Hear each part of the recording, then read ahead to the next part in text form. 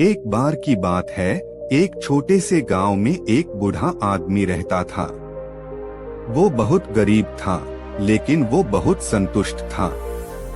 उसके पास एक छोटी सी झोपड़ी थी और वो अपनी जरूरतों को पूरा करने के लिए खेती करता था। एक दिन की बात है, वो जंगल में लकड़ी इकट्ठा करने गया। वहां उसे एक सोने का सिक्का मिला। वो बहुत खुश हुआ। उसने सोचा कि अब वो अमीर हो जाएगा और उसे कभी भी गरीबी का सामना नहीं करना पड़ेगा। उसने सिक्के को अपनी झोपड़ी में छुपा दिया और अगले दिन उसे बाजार में बेचने के लिए गया। रास्ते में उसे एक भिखारी मिला।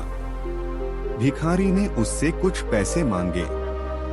बूढ़े आदमी ने सोचा कि अगर वो भिखारी को पैसे दे देगा तो उसके पास खुद के लिए बहुत कम पैसे बचेंगे।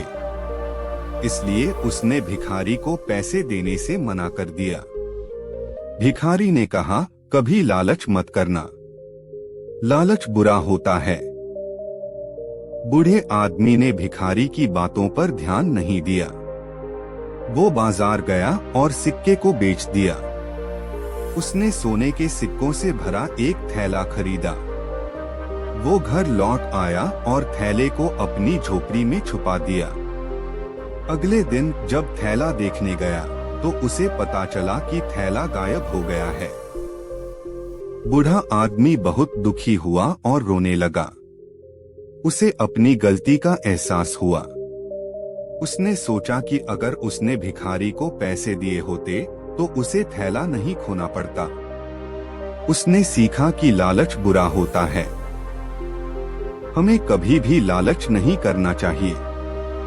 इस कहानी से हमें यह सीख मिलती है कि हमें कभी भी लालच नहीं करना चाहिए। लालच हमें गलत काम करने के लिए प्रेरित कर सकता है।